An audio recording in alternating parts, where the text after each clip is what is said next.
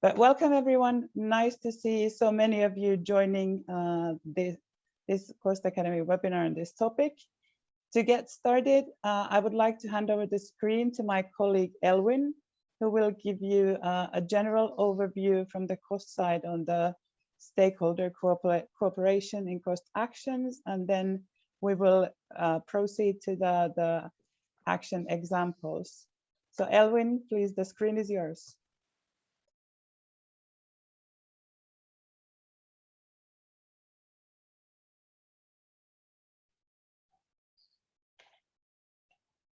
So welcome everybody, and welcome to this webinar. I have to send the regrets of the director of the Cost Association, Ronald de Bruin, who really wanted to be here, but he is quite occupied with the current situation in Europe and how cost will react to that. So but he is really aware of this this webinar, and he even sent me a text saying that to send his regards to all of you. But I will tell you a bit about more the theoretical background about of stakeholder relations in cost action. So we did some studies into this. So you first get a bit of the theoretical part. It will be short, I promise, and then you get the more practical examples. And of course, you can ask me a question, and you can also even send me an email about this. You can find my email details on the cost website. So a bit of background, why do we do cost actions? Now, many of you are in a cost action, so you certainly see good reasons to do them. But in general, cost actions excel in creating what they call in sociology weak ties. So strong ties are those ties you have with people with who you have like a strong relationship a bit a priori. So let's say your family, your partner, your close friends, maybe very close professional partners. But weak ties are those ties you make with people you might not meet on a daily basis. You might meet per chance, but these weak ties are very important, for example, dissemination of information, and for example, also in creating innovation, because if two people from a very different background come together and share their perspectives, sometimes something very wonderful comes out of this. Now, the problem with creating ties in general is that proximity is very important. So proximity, geographical proximity, so you will easier meet your neighbors than somebody on the other side of the world, but also disciplinary, you meet more people from your own discipline, and professional. So if you're in academia, you're likely to meet a lot of academic people. If you're like in business, most people you meet professionally are other people in the same business. And that influences collaboration patterns in science technology quite a bit. And it means that sometimes information or techniques or approaches have difficulties crossing boundaries. We call this institutional silos. And many of you are probably aware of at least that terminology. But we've also studied that networks, creating large networks and creating networks which are very easily accessible. So like the cost actions, it's very easy to become a measurement committee member. Now you can also become a working group member, which is even easier. So we tried even to, the threshold was already low, but we tried to lower it even. That can undo a bit this proximity bias. So in the sense that in that context, you will also meet people who have still interest in the same topic, some interest in the same topic, but who have very different perspectives or very different approaches to the idea. That can help a lot. And it's also important, of course, in stakeholder relations. When we talk about stakeholder relations, these are also stakeholders who might be from a different discipline, from a different profession, who might not be next door to you in many cases. And cost actions can help in overcoming this proximity bias. And we did some studies, two completely separate studies, which came to the same conclusion. And I can ask Anna also to send some details about this after the webinar. That cost actions, the networks reduce or even almost completely eliminate patterns of proximity bias in scientific collaboration. So in cost actions, for example, people are almost as likely to collaborate with somebody who is on the other side of Europe, but still in cost, than with, let's say, the researcher next door.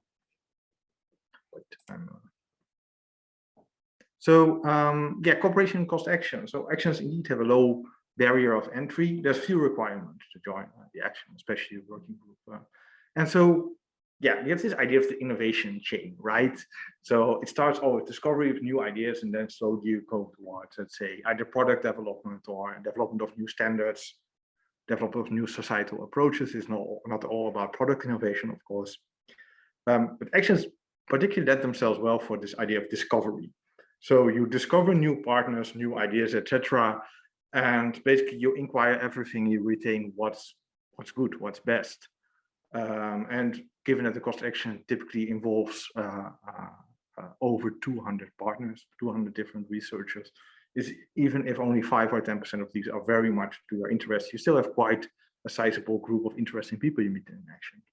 And so while it's easy to join for researchers, it's also easy to join for partners like NGOs, like, for example, governmental or regulatory agencies, for businesses, but particularly small and medium enterprises who are often interested in joining a cost action. And also end user groups, like, for example, patient groups in terms of medicine, for example, but also, for example, interest groups, civil society, etc.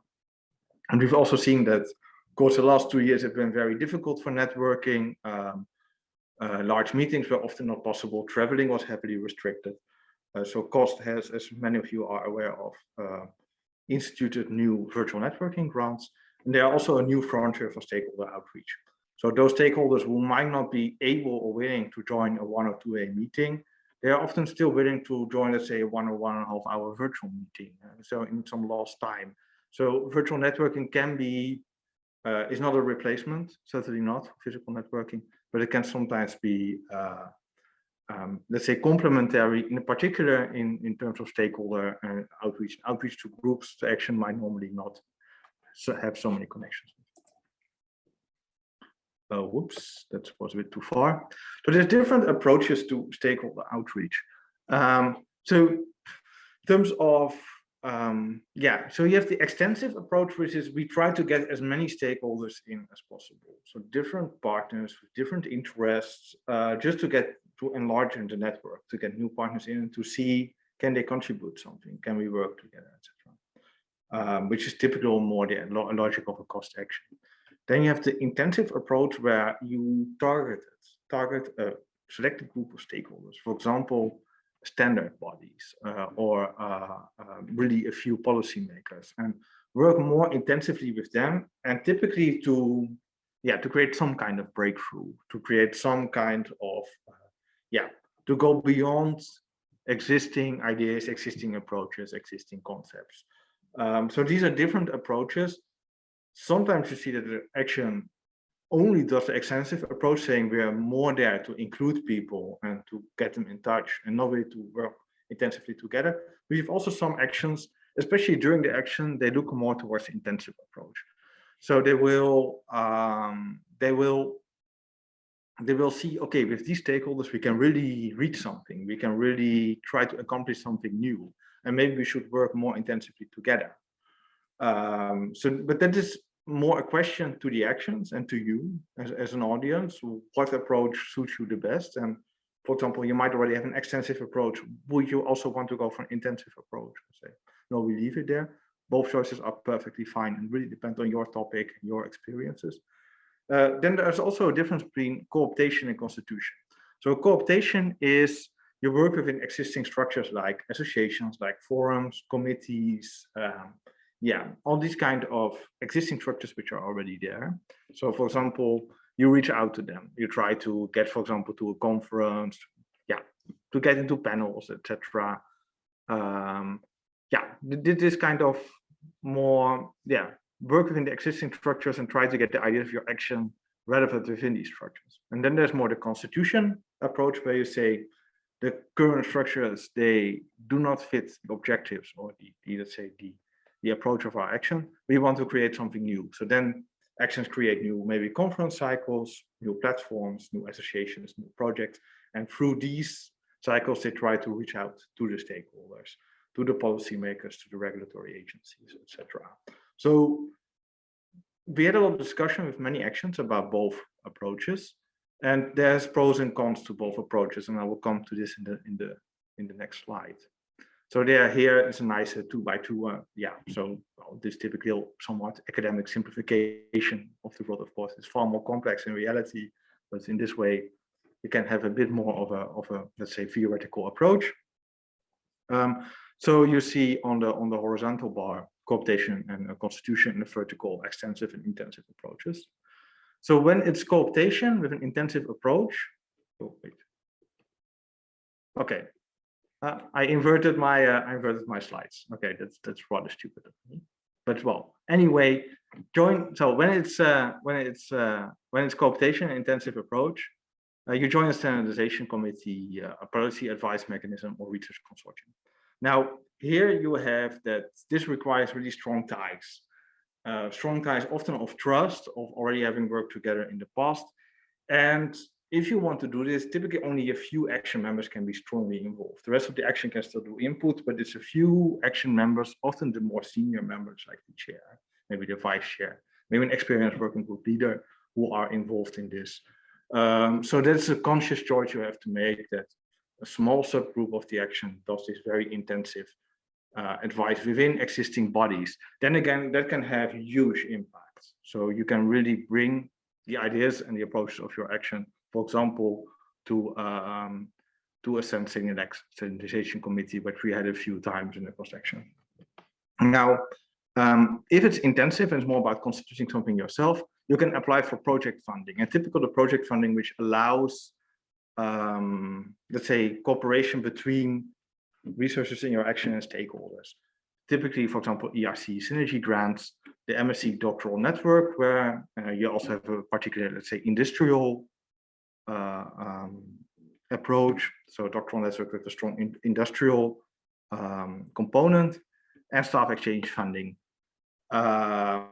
So here the problem is that, again, you only have a limited number of participants, maybe a bit more than in, let's say, the approach where you co-opt in existing structures, but still you have more than 200 researchers maybe. Your action, certainly not all can be in a doctoral network or contribute to a synergy fund. And also here you have high upfront investment.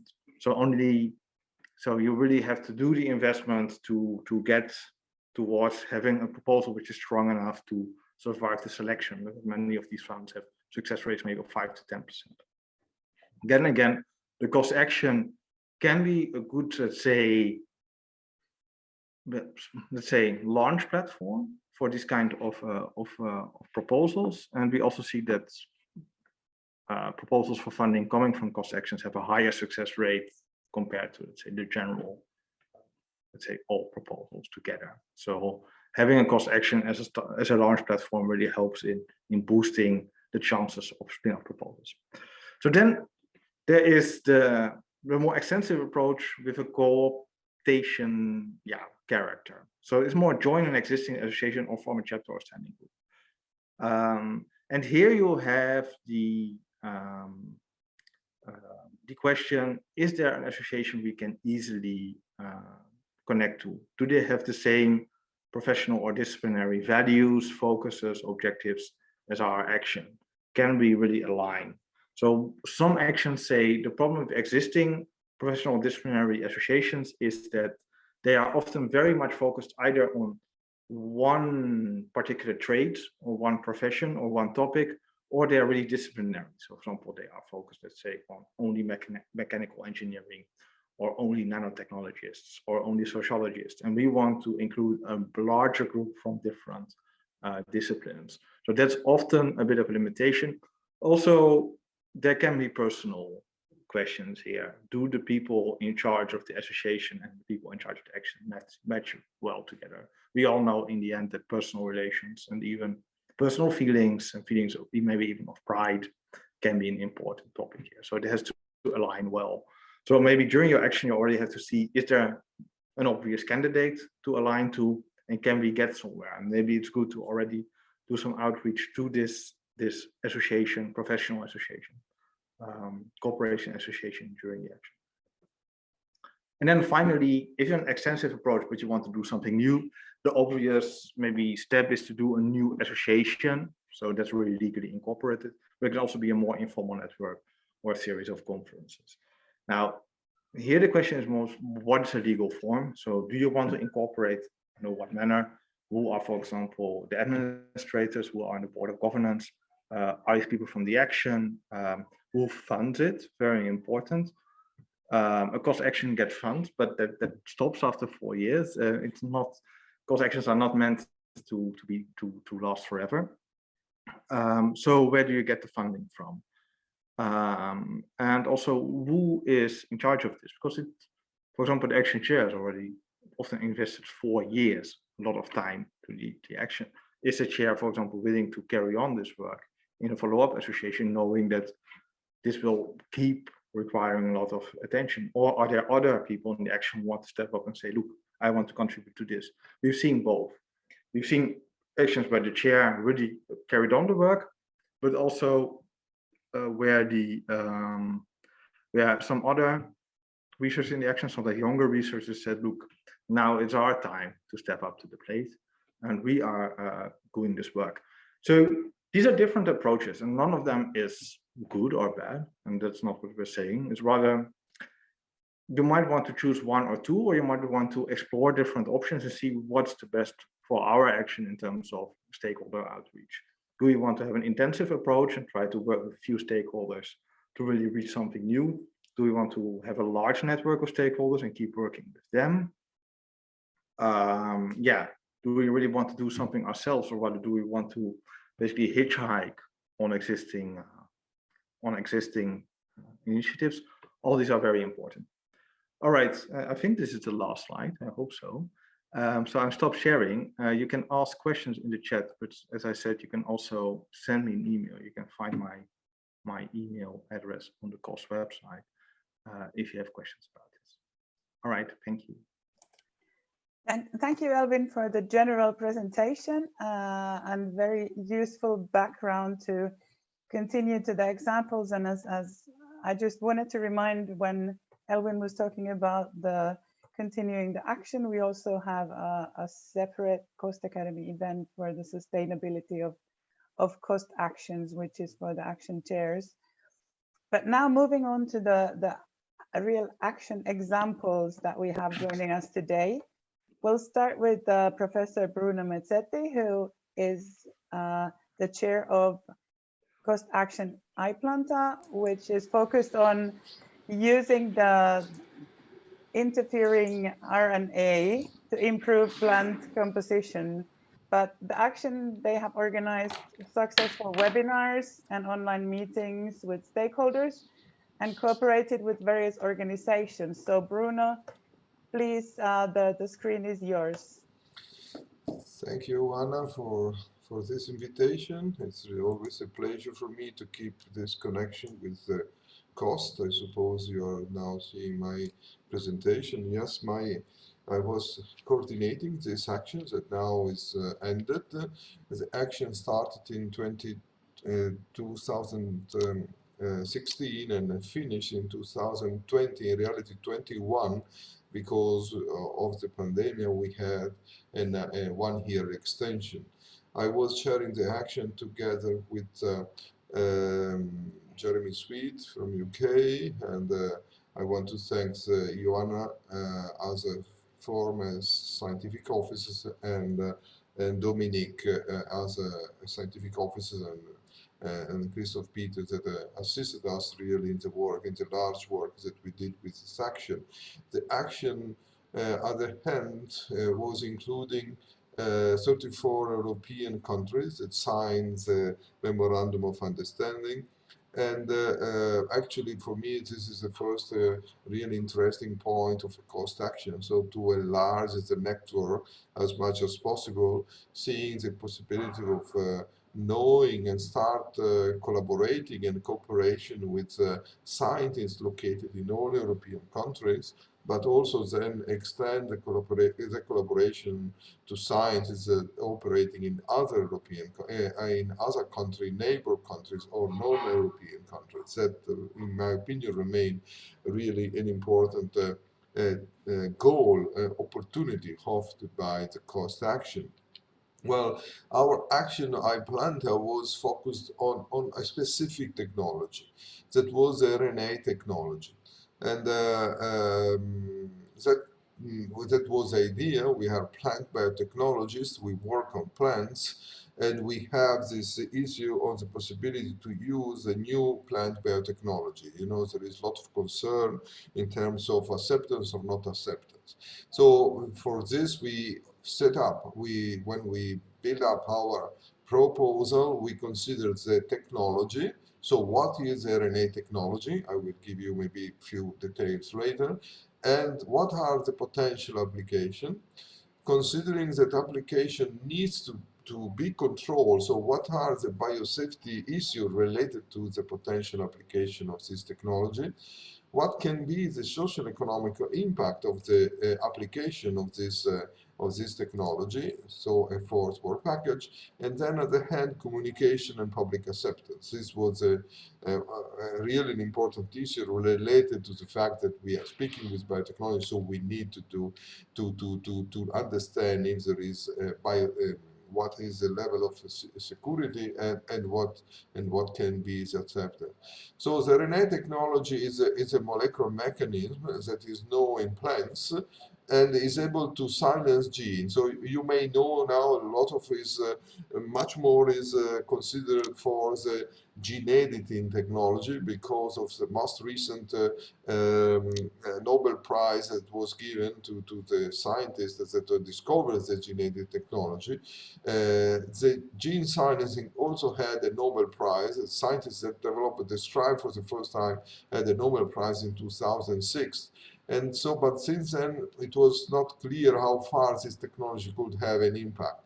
Well, now I think that RNA technology is well known to everybody because of the vaccine on COVID. Thanks to the RNA technology, it was possible to develop in a very fast period the new vaccine for COVID. And this, and we have not clearly worked on human disease, but we are working on plant disease. And we see that there is a potential application of having this kind of mechanism acting in plants that can have a crosstalk, so we can influence not only plants but also organisms that are targeting plants. This small molecule can move in the plants, and we have seen that we can also develop products that can be applied. And so all the discussion was related to this concept of the cross-kingdom interaction given by the RNA small molecule, so small fragment of mRNA that can move from inside the plant, but also between the plant and other organisms, clearly pathogens, pests and diseases that can affect plants. So this is really a powerful technology in trying to understand this mechanism of interaction and how to modify plants or develop new products that can reduce the virulence of the pathogen or increase the capacity of protection of the plant.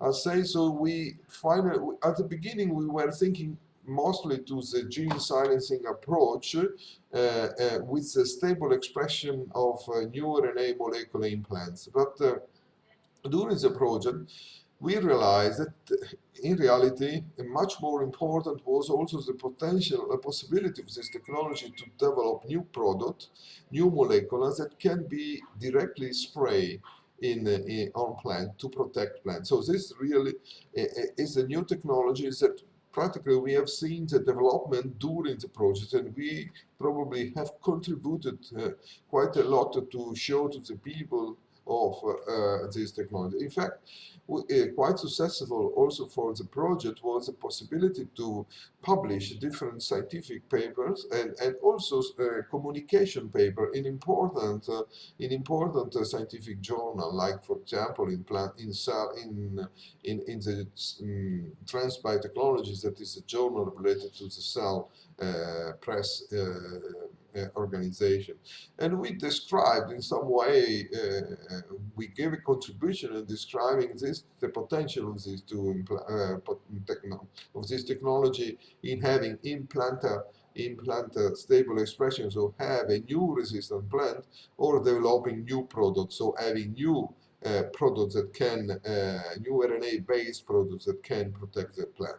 Considering all the aspects from the technology, the potential application, the case of the new product, the formulation, and then the biosafety issues that are different in case of implant expression because it's a GMO. While you have an application, you have a molecular that more or less can be similar to what we consider biological pesticides. So really two different regulations that are now matching these two different products, and clearly all the aspects related to acceptance, communication, and acceptance. So this was the discussions that we did. I said that the external application, it looks like now having really high impact for the development of new kind of pesticide, chemical, or we are trying to classify this as a biological pesticide, not as a chemical pesticide, that can help to protect diseases determined by insect, fungi, virus, and also other metabolisms, other mechanisms controlling the plant development. And so practically we have been working on these two possibilities, defining some case study, like the virus affecting stone fruit, plum, but also peaches, apricot, and so on. And then all diseases affecting like grapevine or strawberry and so on, or fusarium for cereal crops. And so try to, for this different potential case study, to develop a strategy considering the different level of knowledge that were already available in terms of of plant already modified expressing RNA, or products already available or to be developed and then transferred in the at agricultural level with the development of our product, demonstration and so on, technology validation. So we tried to build up with this case study all the different steps that could bring the product to the market in some way. And this was for stable expression, for example, in planta, working in horticultural crops. We also consider the possibility to use the rootstocks, so to have the rootstocks that produce RNA, give the resistance to the plant, and so the plant the products are protected but not genetically modified. So a potential interest in terms of increased public acceptance and also reduction in environmental plants. So that was a description of the technology and what we did in the technology. Well, about the action, we were really, I think we were really active. We organized everything considering the 4-5 grant period. So as you know, we had a first grant period of 6 months, 3 grant period of 12 months, an additional grant period of 6 months. And actually, GP5 became of almost more than 12 months because we had the extension related to the COVID action. We had one management committee meeting per year, and then different small group meeting, and one conference, a training school, and short-term mission. So all the activities that are expected by the action. Well, the conference, we had one conference every year. The first one was in Rome, then in Poland, Lisbon, Greece, and then the last one, because of COVID, it was virtual. So luckily, we had the possibility to practically run the first 4 years in presence. So we had a really chance to have a large network, including many people coming from all of Europe, and outside Europe. We also had training school, very practical training school. Well, here we put a picture related to lunch and dinner, but it was also some important aspect for social event and socializing with people. And so again, distributing this activity in different areas, in different countries. And then we had international dissemination and different international congress, and also a conference grant for young people. And then COVID came up, and that was really dramatic at the beginning. We didn't know what to do. We still had a lot of money to spend. Then finally we say, okay, we have webinars. We need to get practice on webinars. So we organized a series of 10 10 webinars plus as the final management committee. And this was finally, okay, really an interesting option, because we had really a very large participation. So if at the beginning we were having like 200 participant people joining the action, thanks to the webinar, we reached more than 1,000 people all over the world, and that was really appreciated. And on the hand, it was really an interesting experience also to enlarge this discussion. So if you are running action now, I suppose you should keep now the hybrid situation. Luckily, you can go back in presence, but it's important to have also this type of connection, because you enlarge your action a lot. We succeed really a lot in scientific dissemination. The network was really quite strong in having good paper published in different international journals. We were also able to publish a paper on a book on cabins that has been really appreciated, really interesting for that. And we had the production of multimedia that we realized were also quite interesting for disseminating on the social. And having the coordination in Italy, I was able to have a link with the senators, and so we had an event organized in the Italian Senate. So that was really interesting for having public political stakeholders. We had very large public dissemination on national and international journal, translated in different language, with directly to stakeholders, to the companies, that agriculture organization, growers organization, but also retailers organization. So that was really an interesting action. What we were expecting and what we think the action had a benefit had an impact and a benefit. We think that it had an impact and benefit for the consumer. So in order to understand that there are new technologies that can produce affordable, high quality food free of pesticide residues for the environment. So the use of new molecular or new technologies that can be that are different from chemical pesticide and with a better environmental response for the farmers that can better handle and be protected and have their crops more protected with more sustainable technologies that may be in line with the new Green Deal policies that the European Union has developed.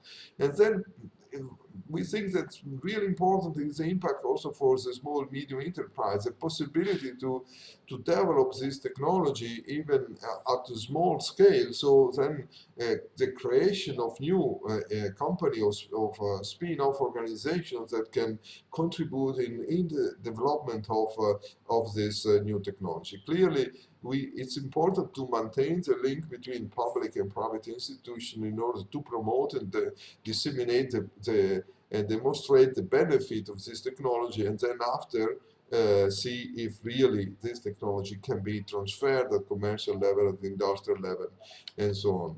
So, well, I hope I was able to give you a good introduction of all the activities that we did in the 5 years of the action. If you want to have more information, still are open all the web pages that we created for collecting all the activity, all the material directly generated by iPlanter. But a second web page was also created for storing all the materials that has been generated with the different webinars. Thank you for your attention, and if you have questions, I can answer. Thank you. I hope I was in time. Yes, thank you, Bruno, for the interesting presentation. And as mentioned before, please put any questions you have on the presentations in the Q&A, and we will get to them at the end of the webinar. But now to continue with the presentations, we move to a completely different research area and different kind of stakeholder cooperation. So next up, we have Professor Laurent Clavier, who is the chair of actually a new action called Interact. My name is Laurent Clavier, thank you. I'm from INTN Europe, from Lille, and I'm the chair of Interact, which is this new action. And I'm going to talk about Interact, but it's very new, so it's difficult to have some very extensive results about this. We had the first meeting last month, so So it's very new. But I will talk a little bit also about IRACON, which was a previous action going from 2016 to 2020. So just ending before or at the beginning of the pandemic. So that was, and this one starts just after, we hope. Let's cross fingers. So I have more things I can show from IRACON. So that's why I'm going to talk a little bit about this. Claude Osgues from Louvain was the chair of IRACON. So this I'm not going to be extensive on the topic because I try to focus on how we interact with industrial partners essentially. But just to the only common term I think you have in the two action is radio communication. So this is the main idea behind these actions. I just changed a little bit my slide and took this slide from the previous presentation, and just trying to think about where we were in this matrix. And I think we are in this extensive approach. So we have a quite big action with many people inside, and we are very open. So this means that anybody who wants to join just joins, and the goal is to have many people and many stakeholders also, and not to work specifically with one. And we are more in a constitution than a co-optation. I think I have to think a little bit more about that, but we try to have our own group. You know, we don't find the similar group in any existing associations. On the other hand, we push a little bit, or we try to help people to get involved in more applied stuff like European fundings, to go for standardizations, to go for to join with existing associations. So we try to have this role, organizing joint events and trying to give white papers and stuff for standardization. This is sort of actions we do. I'm not sure I detailed everything. Okay, so if I can change. So my presentation will be in 3 parts, quite quick. So first, what is Interact? I will give a few details about what it is, but I think the important thing is how we organize the action. This is more important perhaps than the topic itself. If you are interested in the topic, I'm ready to talk with you, and you will be welcome in the action. You can join. I will give a few figures to give you an idea of the size of the action, and then I will give you talk a little bit about my feelings about the relations with industrials in Interact and IRACON. So what is the action? This is the global objective of the actions. I underline the ones that I think are related to industrial concerns. So the first objective is fundamental research. So I will explain why I think this is very important, but we have, so our research domain is quite broad in that case, but it goes from antennas and propagation, signal processing, phi layer, for those who know a little bit the networks, and network architectures and protocols. So this is really telecommunication networks that are involved in our research topic, but all levels of network communication networks. Our goal, this is a more, let's say, a more societal challenge, or we can say it like that, is to make the wireless network intelligent. It's our vision. I will not explain this in detail again, but it's the way we see how the network itself should evolve to fulfill what are the societal challenge nowadays. So meaning both what human would like, how it could help human to be happy, but also how it could face for instance, the environment constraints and stuff like this. So it has to be, for instance, this is why we put parsimonious there. It has to be better than it is now. And then what is the objective 3 there? It's more related to the industrial constraint. It's so we call it contribute to creation of intelligent environments, but in fact, it's what we call verticals.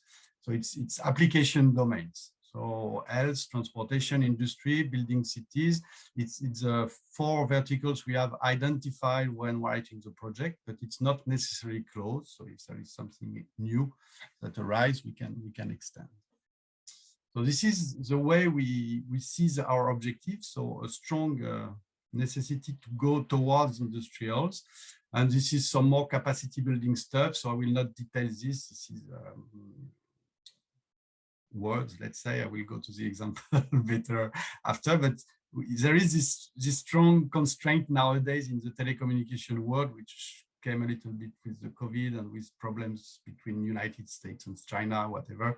I don't want to do politics, but we need to give Europe the capacity to be one of the leaders in telecommunication networks, and sovereignty is a big word those days. So there is a big concern about this, and I think cost actions can help in that direction. And I will skip to the 4th one, which is written in our objective, is to facilitate technology and knowledge transfer towards industry. So this is, I will come back on this because this is a bit tricky. Just to show a little bit how all this is organized in the action itself, you've got a disciplinary working group, which is the fundamental work. I've said that a bit earlier already, radio channels, signal processing, whatever. You've got the verticals. So of course, it's not independent. All these things are very linked. And you've got a few other, what we call horizontal activity, which are more of interest to everybody, but they are not vertical. So like dissemination, training, and data sets, because we live in a world of artificial intelligence, but to do some data approach, machine learning approach, we need data. And this is a big concern we could address in this action. So whatever. What I underline this is that this fundamental aspects, so the core of our research, it's more academic skills, let's say. And this is important to be strong in that because this is the way we can attract industrials. And for instance, we've got a very strong, well-known people in radio channel. I take this example, I could take others, and this attract people from industry to come there because they know they will have some really strong experts to do their channel models and to understand how the channel is for the network. So this is very important. We have to be strong there. If we are not strong there, then it's not necessary to go a bit further.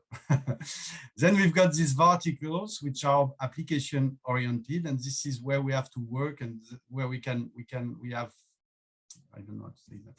We can attract some industrials. So in the first part, it's more the really telecommunication networks in partners that will come. In the second part, it's people that require telecommunication networks, but are not necessarily telecom operators or Nokia, Ericsson, or Huawei. So it's more any type of companies that are working on health, working on transportation, working on industrial automation. So this is quite important. I skip the first one, which is a bit different.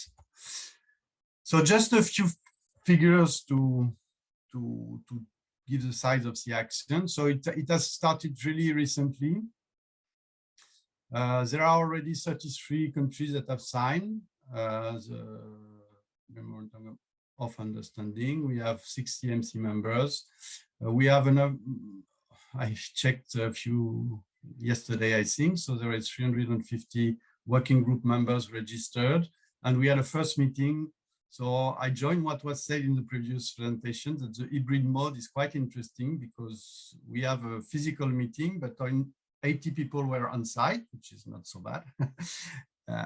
And we had the double in remote. So it allows people to follow even if they cannot attend and even if they cannot be physically present.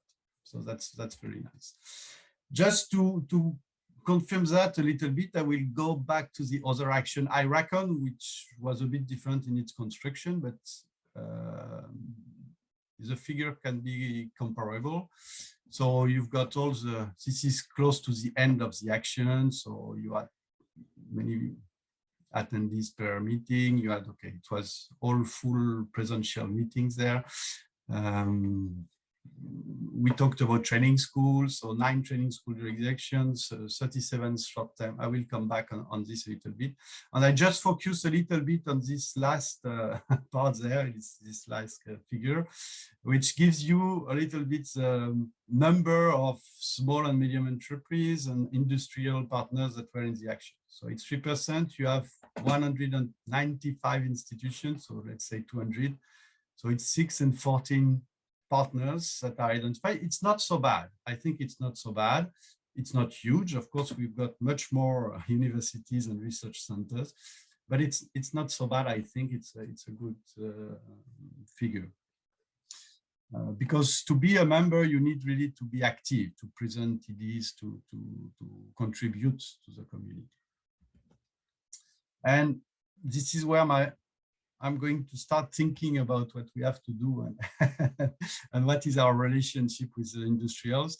So it's difficult. I've been thinking and talking to guys, can I extract one success story showing that the action has contributed to I don't know, an industrial product or to the competitiveness of one industrial partner or whatever.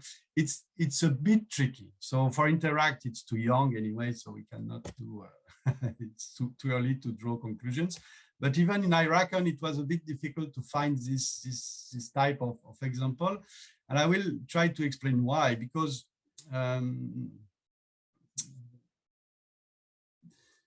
the relationship between industrial and academic, and I think there were many during the Iracon actions, can start during the meetings, during the discussions we have, but then the audience is too wide for for making a real industrial and academic contract. So industrial needs a little bit more of I think it was well said in the first presentation today.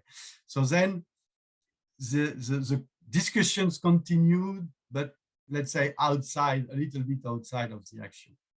And then in the end, perhaps we have a publications with a joint publication and stuff like this, if it happens, because sometimes industrial don't want that. But we don't really necessarily see the fruits of this interaction, of this collaboration in the action itself. So that's the things, how we see things, trying to make people talk, and then it's their own business. So how can we help that? How can we impact this socio-economic world, let's say? How can we interact with industry? This is questions we often ask, and we try to find answer. So as I say, it's quite difficult. And my analysis of this, it's because the cost action is very open. It's how we see it, at least. Anybody can come, anybody can be there, can present, can listen, okay, there's no big barrier for the entrance, and it can be done anytime during all the action.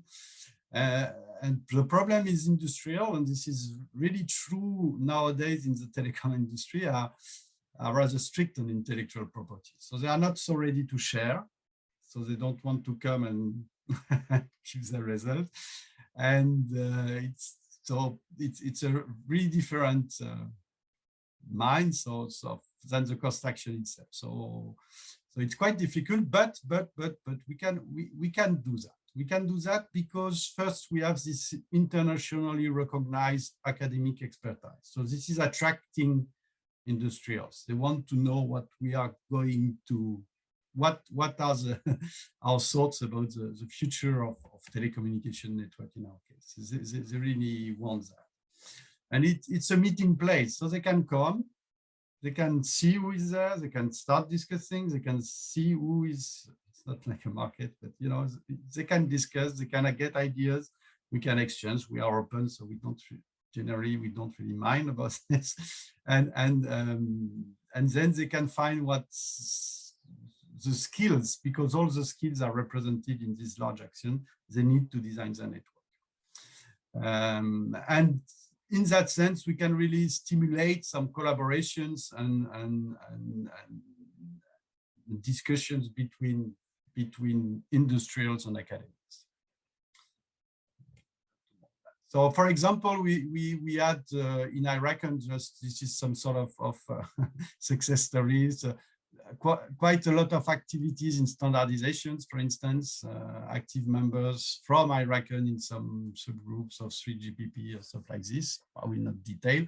And we always have liaisons because we think this is an interesting tool, because when someone gets involved in the standardization and stuff, it's not necessarily the whole action, it's not necessarily depending on the action, but it's the action helps in a sense because he learns from the action, and but he keeps the the liaison, so he keeps the merit of being there, but then he makes a liaison between the action and the standardization body, and then we can contribute if we think sometimes it's useful. The same for our 2020 project, so it was in Iraqan, it was the last version, but I think it's quite difficult to know exactly that many ideas were discussed inside meetings of the actions in small groups, but because the meetings were there, you meet people, you can do this networking approach, and then we keep track of all the ongoing projects where some of our members are involved. And this is a list of, I think, quite a lot of the 5G projects were represented there. So I'm not sure about the timing, so I will just do a few concluding remarks. Trying to answer to this question, how do we stimulate interactions between academics and industrials, mainly industrials, because this is the ones the stakeholders I was considering in this talk. First, the project organization itself. We are quite used to that in telecommunications. I'm not sure it's the same in all the domains, but the verticals in one side and the fundamentals in the other side that are quite typically what we do in this domain. At least what we did for 5G. Perhaps it's going to change for 6G. We need discussions. That's a very important point. We had the discussion. It was mentioned a few times before. I think the face-to-face is really great. You don't have the same discussions, the same interactions, the same meetings when it's only online. So you cannot do stuff, but if you don't know you quite well before the meetings, then you will not create these links of online remote meetings. So I think, so we organize 3 meetings a year. That's what we try to do. That's the goal we have. And I can tell you that you create during this action a really sense of community and people. It's very nice. It's much better than a conference. So the mind, the spirit, the ideas of people, it's much nicer. To attract industrial, we have invited talks. So for instance, in the first meeting, we had a guy from team, so in Italy, telecom company, Hinterland. So we can use short-term scientific missions to create links between industrials and academics. It can also be two academics, but when we do training schools, we always try to invite some teachers, at least from industry. And this is quite a good way also to get them involved and aware of what we are doing. And we also organize workshops and joint events, so conference sessions, workshops also. For instance, in the first Interact meeting, we had a joint Interact Huawei workshop. So all these presentations were shared between people from the action and people from Huawei. And somewhere have both caskets, because so that's things we can do, and I think it's quite interesting to do that. That was my points. I hope I've not been too long. And good. Thank you, Laurent, for presenting the example on the industrial cooperation. I see that there's some questions coming in, but we'll take the third presenter before we go into the questions. So our third example is Dr. Thomas Hartman from Land for Flood Action, and they are focused on the natural flood retention on private land, which is especially, I think, important with the increased climate change. And the action has successfully engaged different stakeholders from policymakers and practitioners to also associations and landowners. But I will give the screen over now to Thomas to explain more on this. Thank you very much. I hope you see my screen right now. When Lenka Slavikova and I reflected on stakeholder involvement in Land for Flood, I can give you the takeaway message right from the start. If you run a cost action, you have the right, but in particular the duty, to be very enthusiastic about your topic. This, I think, is the key ingredient to stakeholder involvement and cooperation, and potentially it's a key ingredient to a successful cost action. I have an easy talk here because the topic that I will represent here, Land for Flood, is less critical in terms of private data protection like the previous talk.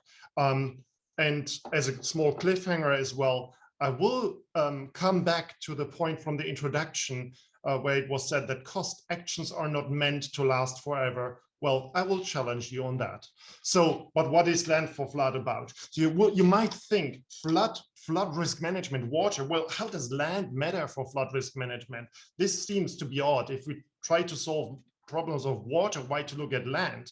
So this is a puzzling question from the very first start. But in Land for Flood, we take the issue of land very seriously to tackle problems on the water, Land for Flood. So this is basically the cost action that Lenka Slavikova and I are co-chairing, but behind us is a large team. And before we started even, we had pre-meetings with a small group to prepare it all. But what is it all about? Well, the cost action is about natural flood retention on private land. And this is very important, this notion of private land, as I will explain in a minute. And we are very grateful that we had a chance to run this cost action, which was, I think, a wonderful experience.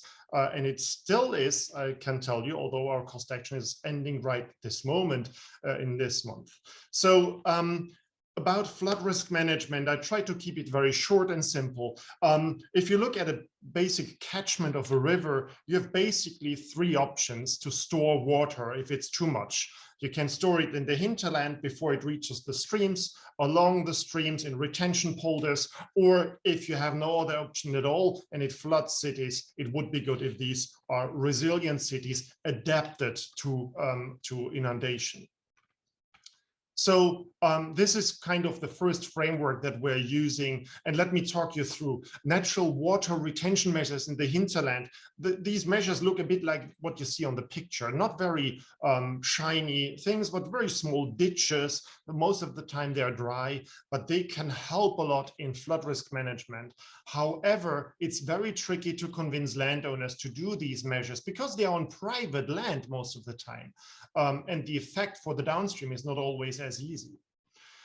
Regarding flood storage, I also try to keep it very simple. If you imagine a catchment and you have some settlements around there, we distinguish between the upstream and the downstream party, which is a brutal simplification, but just for the sake of argument, stick with me. So if it rains too much in the hinterland and we have the abundant water, of course, there will be a flooding. And in the past, well, you couldn't really see where it was going. So what happened is that we built embankments and dikes along the rivers in order to protect our settlements. We did that along the whole river. The result is, as some of you might know, we narrowed down the river, which means that the flood wave accelerates and most likely the downstream will be inundated.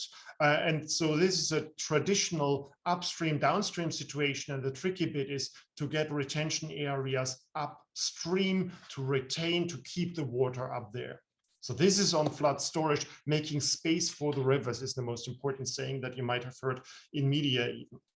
And the third realm is the resilient city, also a fancy term that we hear a lot. In terms of flood risk management, what we envision here is a city a bit like houses on pillows, and in the Netherlands, even floating homes. The discussion on resilient cities pretty much focuses on the public areas because that's very easy to tackle. But in Land for Flood, we wanted to know how how can we realize measures on private land? Because this is where the damage is happening. So this is kind of the framework that we use in Land for Flood, to look at the whole catchment and try to understand how can we implement the measures to deal with the abundant water mass in the whole catchment. So Land for Flood, we look at land and we try to understand how land matters in flood risk management. Land for Flood is an interdisciplinary endeavor, not even multidisciplinary or cross-disciplinary, but really interdisciplinary, which means we look at land in different notions. We look at land as a biophysical resource. So the ability of the soil to store water, the relation between land use and flood retention. Also land as a private property right. So land is a representation of individual interests of landowners, but then also the institutionalization of interests in land. So we look at the different dimensions of land in Land for Flood, and we translated this into working groups on instruments, on land, and on flows. This is how we call them. And we tried to connect these to these three geographical areas: the hinterland, the flood storage, and the resilient cities. So this is basically a very simple scheme that we use in Land for Flood to kind of sort our activities and to organize our work. And let me just briefly talk you through some of the issues here, and then you know why stakeholder involvement and cooperation is so imperative for us. So first of all, if you look at hinterland retention, we look at inundated agricultural land. Don't get it wrong, agricultural land can be very valuable and the interests and the stakes are high, but it matters at which scale we try to implement measures. Measures ought to be implemented on a large scale in hinterland retention, but they are easy to implement it on a small scale. This is a very tricky bit where we deal with farmers and landowners. Also, we recognize along the streams, flood retention is basically a political issue. It's not merely an issue of engineering, although it also is. We need to find the right place, the location to cut off the peak. But in the end, it's a political issue of upstream, downstream regulations, trying to find compensation schemes to implement measures. Well, and regarding the resilient city, actually, we know pretty much what to do. There are easy ways to protect your house against inundations, starting from sealing basements to mobile barriers or moving the installations up to the roof. Many measures that you can actually do. Some of them are quite cheap. But if we look at landowners and what happens in practice, then we see that basically many of these measures are not implemented and landowners don't see the risk. So here we have a couple of challenges from the hydrology and engineering. But what we see in practice is that the ideas are a bit too distant from the approaching property rights, because approaching property rights is politically very sensible and very difficult. Stakeholders and policymakers are very reluctant in intervening in private property rights. So basically what we reckoned, if we want to succeed in flood risk management, in spatial flood risk management, we need to address the issue and land. But here we're dealing with spatial planners who designated this wonderful coastal or river nearby areas into residential areas, and taking this back is very, very tricky. So we need land policy to address these issues. So you cannot do it without the landowner. This is one of the takeaway messages. So if you look at it in a nutshell, you will immediately recognize that Land for Flood, trying to tackle flood risk management, immediately requires the involvement of stakeholders. And these stakeholders are foremost, of course, policymakers of the municipal and regional level, water management authorities, but mostly it's the landowners. And these are very tricky to approach, as you can imagine. So how did we do that in Land for Flood? Well, we tried to use the whole the whole arsenal of instruments that we found in the cost action. And let me tell you, if you're starting your cost action, these tools are brilliant. We involved a lot of people from outside Europe as well, and most of them, they were puzzled and astonished what this cost action really can do. We had a colleague from the US Army Corps of Engineers who's also an academic, and he said, we don't have this kind of network tool like you have here with the cost action. This is fantastic. And the tools are actually quite interesting, and I recommend you to use them very wisely. So starting, I think, with the short-term scientific mission, I've learned to say STSM. It goes around like a natural word in the meantime. One of the key things I think that we learned from short-term scientific missions is that they are an excellent tool to support not only colleagues to collaborate, but to support young academics in particular to meet and to interact with others. We were so impressed about the tool, we created an own video clip on the added value of short-term scientific missions, mainly done by young academics who met with others.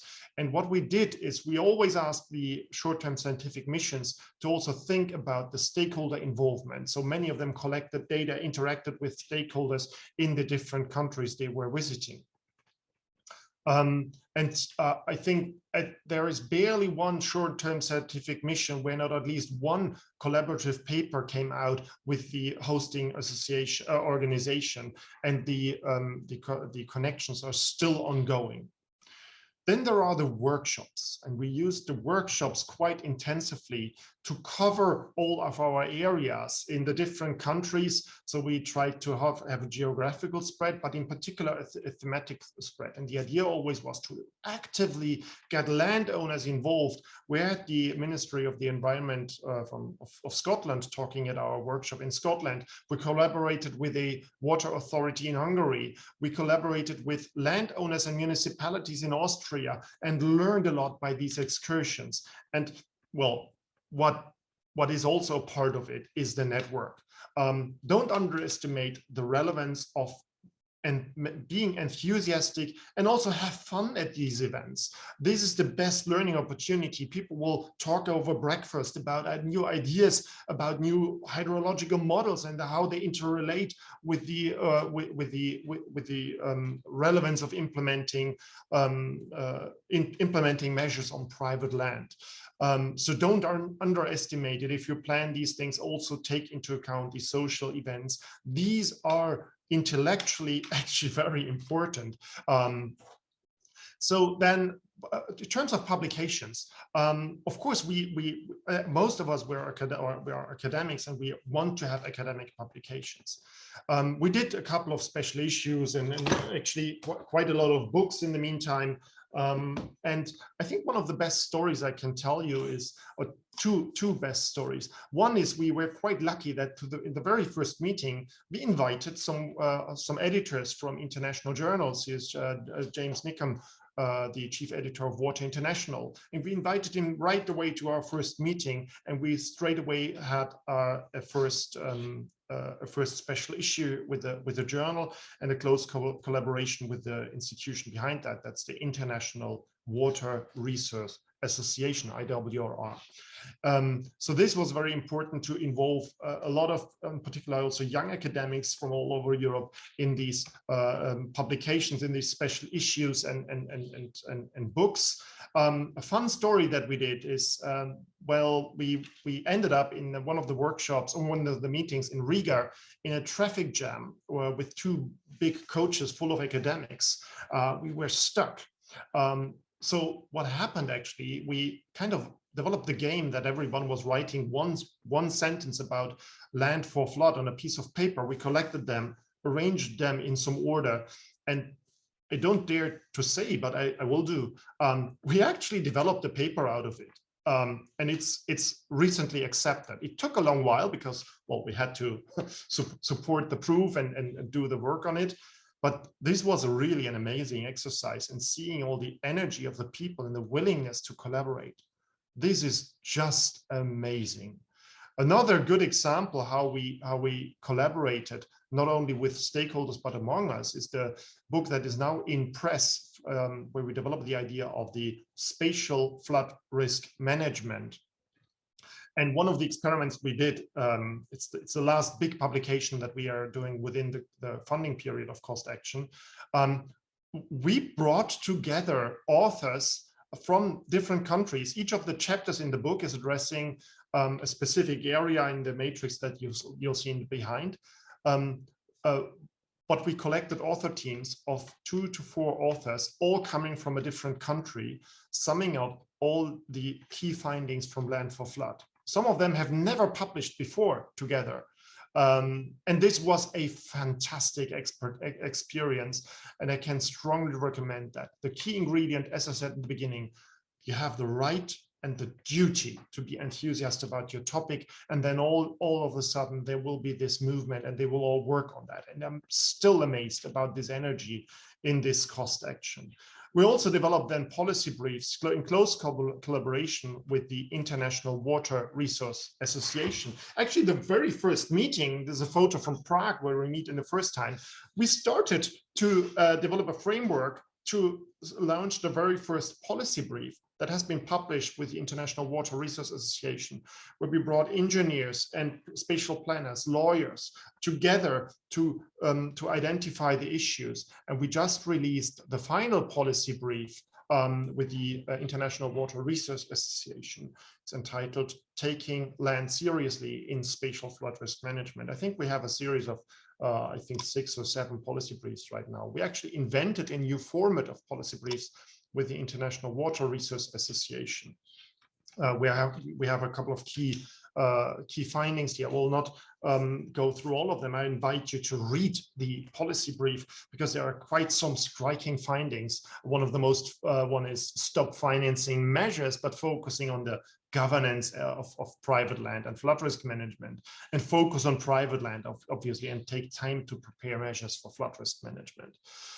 So we also invented new formats of webinars in collaboration with the International Water Resource Association, which became quite an important asset. We produced a couple of YouTube clips with a professional colleague who helped us to prepare them.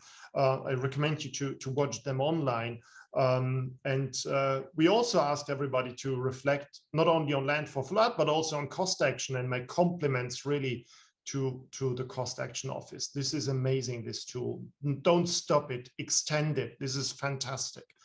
So reaching out to stakeholders, well, again, you have the right and the duty of being enthusiastic about your topic. This is the key ingredient, because then you get all the others involved. It's not research projects, it's a network, it's a platform, and everything else, if you have people who are willing to collaborate, will evolve from that. So started with a question, how does land matter for flood risk management? We can just put an exclamation mark here.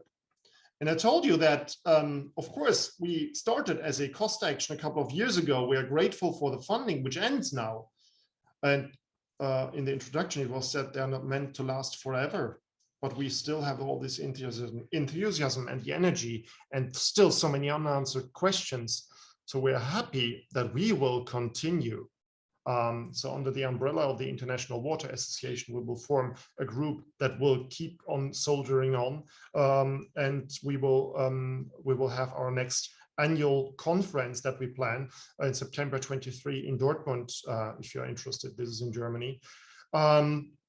So basically, this is what the story of Land for Flood and how we engage with stakeholders. If you're interested, check out www.landforflood.eu. The website will keep open. So thanks a lot. That's it. Thank you, Thomas, for the very enthusiastic and positive presentation, and also giving us some new ideas on how to co-write papers on the way. Let's check the questions and answers. I see that the presenters have mostly answered your questions, and we are a bit running out of time. I just wanted to quickly have one question that was put earlier. There were some answers to this already, but maybe if you have anything to add, there's a question is, did you think of your stakeholders as recipients or co-instigators?